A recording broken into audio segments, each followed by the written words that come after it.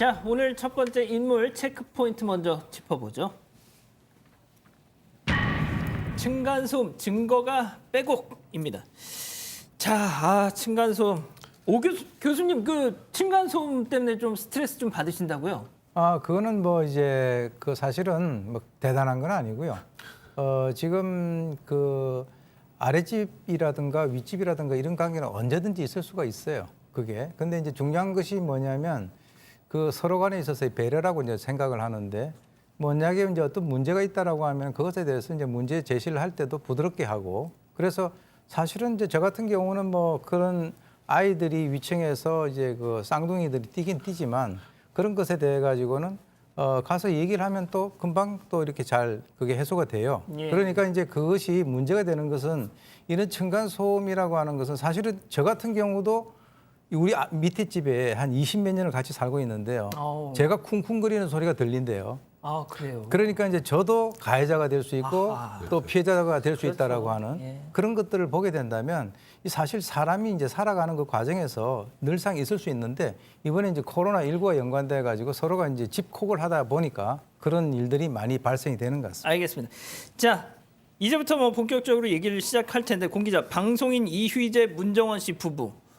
최근 이 논란에 이제 직접 당사자가 됐는데 이 문정원 씨 SNS에 남긴 댓글에서 이게 시작이 된 거죠? 예, 맞습니다. 문정원 씨가 최근에 이제 SNS에 본인 아이들 사진 같은 걸 올리면서 근황을 전했는데요. 그 글 밑에 댓글이 하나가 달렸습니다. 어떤 댓글이었냐면 이제 주민이라는 한 네티즌이 층간 소음을 이제 피해를 호소했던 건데요.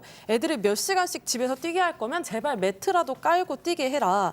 벌써 올라가서 5번 정도는 정중하게 층간 소음을 좀 줄여달라고 부탁한 것 같은데 언제까지 이렇게 아무 개선도 없는 상황을 지켜보고 있어야 되냐라고 층간소음 피해를 굉장히 심하게 입고 있다라는 내용의 댓글을 남겨서 논란이 됐습니다. 예, 지금 유튜브 뭐 실시간 채팅창도 막 많은 분들이 본인들의 경험담을 전해주시고 계시는데 뽀뽀님 같은 경우는 우리 층 아래 할아버지는 발소리만 나도 올라오신다 뭐 이러시네요.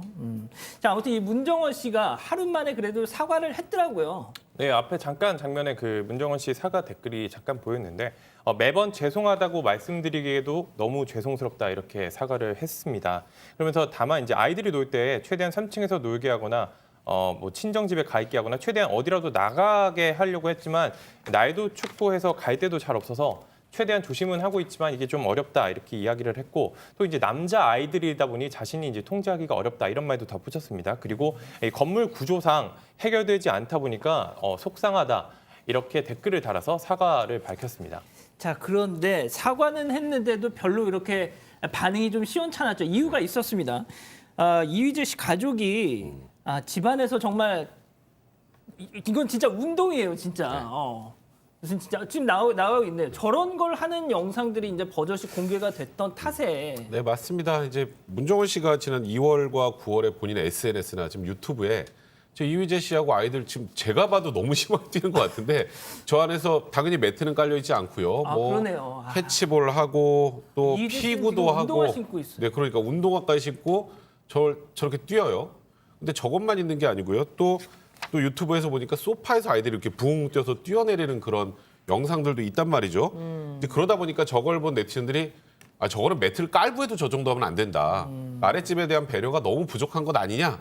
이러면서 지금 비난이 가중되고 있는 상황인 겁니다. 자, 그런데 이 논란이 확산되니까 문정원 씨는 저런 것도 하고 있었군요. 아무튼 재차 사과를 했더라고요. 예, 맞습니다. 사실 문정원 씨가 처음 올린 사과문은 지금 사라져 있는 상태여서 문정원 씨 재차 이제 사과문을 올렸는데 변명의 여지가 없는 부주의 맞다 이렇게 올렸고요. 성숙하지 못한 대처에도 사과드린다. 일단 이렇게 사과는 했었습니다. 또 그래서 밑에 층에서 이제 층간소음 문제를 호소한 주민분을 찾아뵙고 다시 한번 뭐 사과를 드리겠다라고 했었었는데 이 층간소음을 호소했던 주민분이 임신 상태다. 라는 이제 본인의 상황을 올리셨기 때문에 다시는 이런 일 없도록 현실적인 해결책을 마련하겠다 뭐 이런 내용도 덧붙였습니다. 그렇군요. 자, 그런데 공교롭게도 제가 어제 오프닝에서 잠깐 소개를 해드렸는데 또 다른 진짜 비슷한 시기에 이웃의 폭로로 층간소음의 가해자로 지목된 유명인이 있었잖아요. 네, 맞습니다. 개그맨 안상태 씨인데요. 이게 이제 온라인 커뮤니티에 올라온 글 때문에 처음 알려지게 됐습니다. 이 글 작성자는 안상태 씨라고 특정하진 않았습니다. 이름은 밝히지 않았는데 이제 지난해 3월에 이제 임신한 상태로 이사를 했을 때 윗집에 이제 개그맨 겸 감독이 살고 있다는 정보를 듣게 돼 너무 반가웠지만 밤낮으로 이제 소리가 울려서 너무 힘들었다. 특히나 이제 임신을 해서 예민한 시기여서 스트레스를 많이 받았다 이렇게 호소를 했습니다. 그런데 이제 작성자는 이 남편이 올라가서 이제 좀 부탁을 했다. 2번 정도 찾아를 가서 부탁을 했는데 나아지지 않았고 심지어는 이제 안상태 씨가 이렇게 찾아오는 거 불법인 거 아시냐? 많이 예민하신 것 같다. 그럼 애들 묶어놓냐 어떡하냐? 이런 식으로 이야기를 했다고 이 작성자가 주장까지 했습니다. 그 작성한 이웃이 안상태 씨 아내의 SNS에 공개된 사진을 보고서 아 이거는 층간소음을 유발할 우려가 농후한 거 아니냐 이런 지금 나가고 있네요. 저 그랬다는 거 아닙니까?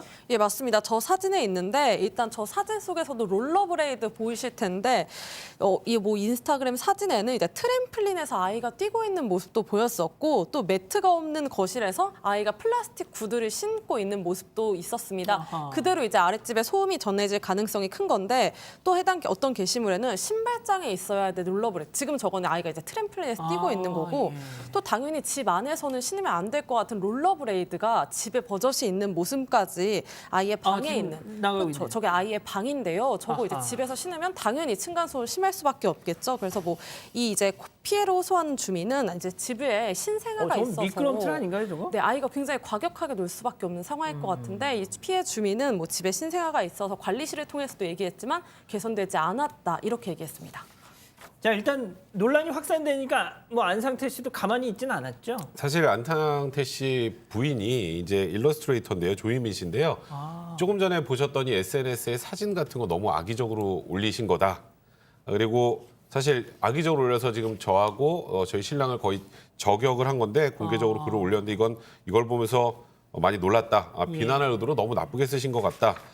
또 화가 나는지 요즘에는 관리실, 경비실 다 동원해서 하루가 멀다 하고 찾아오고 벨이 울리고 하는데 저희도 스트레스가 너무 심하다. 저희도 매트도 깔고 조치도 다 취했는데 그럼에도 계속 민원을 넣고 그래서 저희도 괴로움이 굉장히 컸다라는 입장도 밝혔고요. 안상태 씨도 언론 인터뷰를 통해서 아이가 이제 거실에서 많이 놀아서 매트도 2장 깔고 다 했는데 저희도 할 만큼 했는데 그러다 보니까 이제 밑에 층에서 층간소음에 대해서 항의할 때 좀 예민하게 대했던 것 그 부분에 대해서는 죄송하다 이런 입장입니다. 근데 뭐 제가 뭐 말씀 여쭙기 전에 좀 김에 같이 또 물어볼게요. 이게 어떤 걸 하면 진짜 불법이고 어떤 걸 하면 이해가 가능한 부분입니까? 사실 불법과 항의, 합법은 딱히 없고요. 일단 층간소음이라는 거는 이제 기준이 이제 43데시벨 그게 뭐 최고 소음도는 좀 더 높아야 되는데 1분 지속되는 게 43데시벨 정도 될 텐데 그러니까 아이들이 좀 쿵쿵쿵 뛰어다니는 정도면은 층간소음이 될 수 있습니다. 근데 사실 여기다 매트를 안 깔면 불법, 뭐 매트를 깔면 합법 이런 건 아니고요. 예. 이제 매트를 깐다는 건 그래도 층간소음을 줄이기 위한 노력의 노력을 했다. 흔적인 것이지 그러니까 이게 지금 합법 불법의 문제로 아직 재단하기에는 예. 사실 좀 어려운 게요. 이게 윗집에서 층간소음을 심하게 내서 아래층이 고통을 겪는 경우도 있지만 또 아래층에서 정말 대수롭지 않은 소리로 윗집에 계속 항의하는 것도 또 층간소음이 또 하나의 문제이기 때문에 사실 이런 문제가 생길 때는 층간소음 이웃사회 센터라고 있어요. 그곳에 이제 얘기를 해서 이제 조정을 하는 경우도 있고 그럼 와서 소음도도 측정을 해주고 근데 화해도 좀 유도하고 하니까요. 당사자들 사이에서 어떻게 이렇게 해결하려고 하는 것은 오히려 화를 키우는 걸 수도 있다는 생각도 듭니다. 제가 그 관련 기사를 좀 찾아봤더니 층간소음 복수하는 방법 해가지고 막 진짜 그런 자료들이 엄청 많은 거예요. 위에 우퍼 붙이는 경우도 있어요. 맞습니다. 그거. 근데 그런 경우는 오히려 좀 우퍼 같은 거 달아서 쾅쾅쾅쾅 해가지고 하면은 오히려 그렇게 한 아래층이 더 그렇죠. 그 경우에는 형사처벌 대상은 당연히 아니고요. 층간소음은 형사처벌 대상은 아니고 그렇게 해서 윗집에 소음을 많이 일으킨 것이니까 물론 층간소음 관련해서 발생하는 손해가 뭐가 있을까요? 층간소음이 울리면 저희 집 재산이 없어지나요? 그렇진 않잖아요. 그건 다 위자료인데 보통 통상적으로 100만 원 이내인데요. 최근에 이 층간소음 관련해서 그런 보복 또 하는 경우나 이런 것들 다 고려해서 층간소음의 경우에도 위자료도 조금씩 올라가는 추세긴 합니다. 그렇군요. 자 일단 이거는 뭐 모두가 가해자일 수도 있고 모두가 또 피해자일 수도 있는 문제 아니겠습니까? 일단 조금씩 서로를 배려하는 것 말고는 아직까지는 좀 뾰족한 수는 없어 보이네요.